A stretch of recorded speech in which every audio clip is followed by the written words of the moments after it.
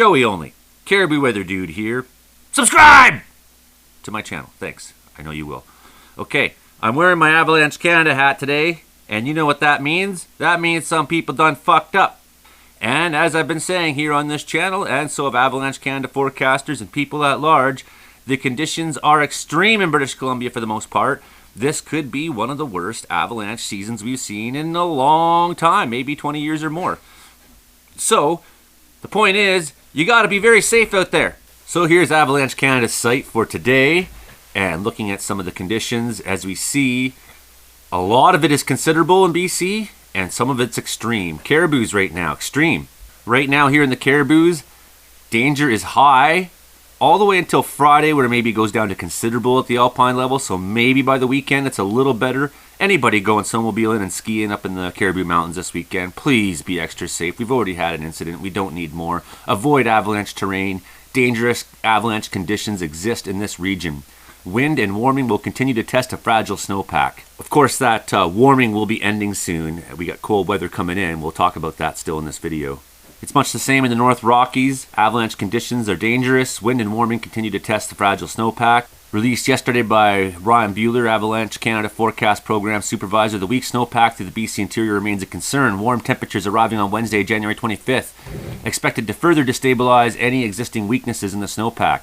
Given the volatility of the snowpack recently, we recommend avoiding avalanche terrain, especially in the North Rockies and Northern Columbia Mountains. While the current weather forecast shows major warming for the coast and parts of the interior, there's some uncertainty about how warm conditions will actually get and the full extent of this warming away from coastal areas. The North Rockies appear to be the warmest location in the interior. It's also one of the areas with the most concerning snowpack conditions. The south coast sees substantial increase in temperatures, but the snowpack's already experienced warming and rain earlier in January, so the impact of the warming event may not be as substantial as in other regions.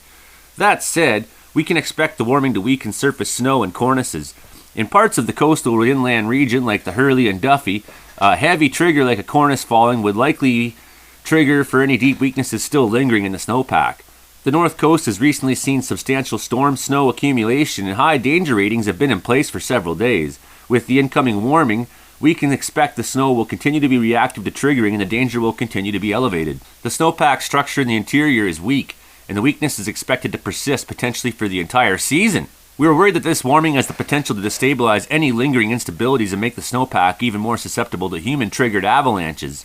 Recent deep persistent avalanches in the interior include the recent fatal accident near Valemount on Saturday, this nearby deep release near Clemena Creek on Sunday, and a large avalanche near Golden on Monday.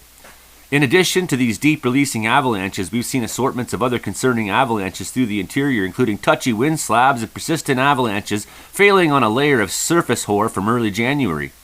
On Monday, these problems resulted in 2 serious incidents in the interior. On Valemount Saturday, January 21st, 2 snowmobilers were riding at the base of a slope in a feature known as Bowl 3 in the Oasis snowmobile area south of Valemount.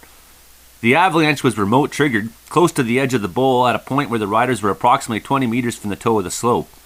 One person managed to ride away from the avalanche while the other was fully buried. The survivor was able to locate the buried victim, but they were found to be unresponsive. The avalanche ran on a deep layer of facets near the base of the snowpack. The crown depth was reported to be 80 to 120 centimeters. So that was the 3rd fatality of this season so far. And even on the north coast, seek conservative terrain choices that avoid avalanche terrain during this period of high hazard. New snow and a buried weak layer combined had the potential to produce very large avalanches. There was an avalanche there. 3 people in the group. 1 person was not injured. They were caught and not buried. Little Joe Lake's South Aspect Couleer side, that's just near Babine Provincial Park, near Smithers. First seer was coming down the couleer, triggered a wind slab halfway down the couleer. Initial slab triggered a subsequent 2 slab skier right at the trigger point, 160 meters across, varying in depth from 5 centimeters to 35 centimeters. Debris slid over cliffs and settled in the valley, running a total of 350 meters. Outside Revelstoke, this incident, Thursday, January 19th, last week, 5 people in the group. 4 people not injured were caught but not buried. 1 person injured, 5 involved. 10 centimeters of new snow underneath a layer of crust and under that of a layer of facets. Poor visibility due to cloudy weather.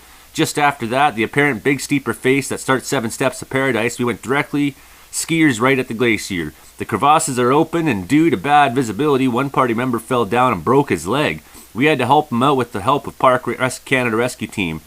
Be aware when skiing in this line, since the crevasses are building their overhang downhill, leaving a few meters of air underneath when you start at the lip of the crevasse. Some of these reports are hard to read, but Tuesday, January 25, 5 people in the group, no one injured, but an avalanche there, a skier triggered.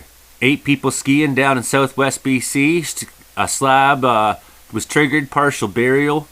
8 people in the group, no obvious terrain traps. And the story everyone wants to talk about is the American brothers identified victims of fatal avalanche near Revelstoke. 5 people have died in the BC backcountry so far due to avalanches, reports the Calgary Herald.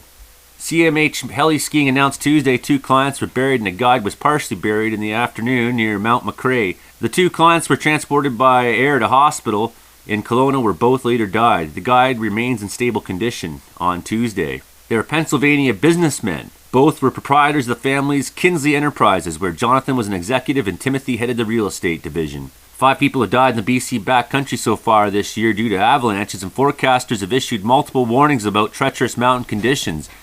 2 Monday deaths followed that of 2 Nelson police officers, both formerly of the Calgary Police Services, who died in the Kootenays area avalanche on January 9th, and a snowmobiler from Grand Prairie was killed in another slide close to Valemount, BC on Saturday. Another avalanche near Cherryville, east of Vernon, BC, sent 1 person to hospital on Monday. Says Ryan Bueller, the complications with this snowpack setup is that layers are deep enough that we are less likely to see clues of instability like nearby avalanches, wumping, or cracking snow. However, despite lack of obvious clues, there is serious potential for large human-triggered avalanches. The cold spell is already in the news, but before that, a strong ridge of high pressure will build over the southern half of BC today, bringing a clearing to the region as well as high freezing levels. Freezing levels will exceed 2,500 meters over Vancouver Island, with temperatures near mountaintops exceeding 5 degrees Celsius. Freezing level over the North Rockies can reach near 2,000 meters this evening as the ridge reaches its maximum strength.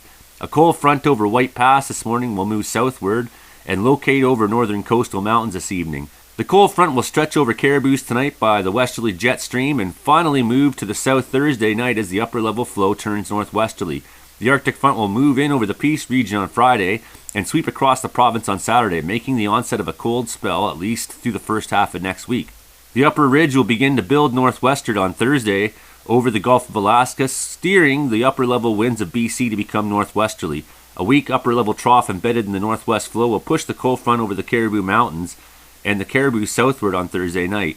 The whole province will cool down with the northwest flow on Friday. An upper trough will drive an Arctic front across from the northeast to the southwest on Saturday, bringing real Arctic air to the region. See that cold air going all the way down in the United States.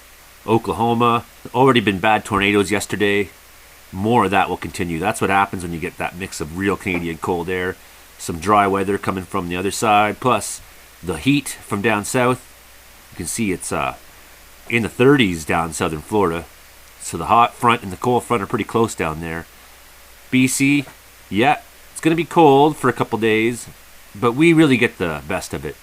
I mean, you get minus 30s over in Saskatchewan and Alberta, at least half of Alberta. Couple cold nights ahead. Don't be afraid. Look at that high pressure. Fort McMurray, minus 40. This air all the way over from Siberia once again. Winnipeg, minus 27. Ooh, Bismarck, North Dakota, minus 27. Going all the way down to Sioux City, Des Moines, Iowa, minus 19. But even down in Missouri, minus 13. So yeah, we have a couple cold days ahead, but we really get the best of it. And you even see by Friday, you get a little bit of a Chinook coming into Alberta. And that's going to help moderate our temperature back to above seasonal. That's the show for today. Be safe out there, everybody. Subscribe to the channel. Thanks very much for coming by. I'm Joey, only the Cariboo Weather Guy. Okay, bye.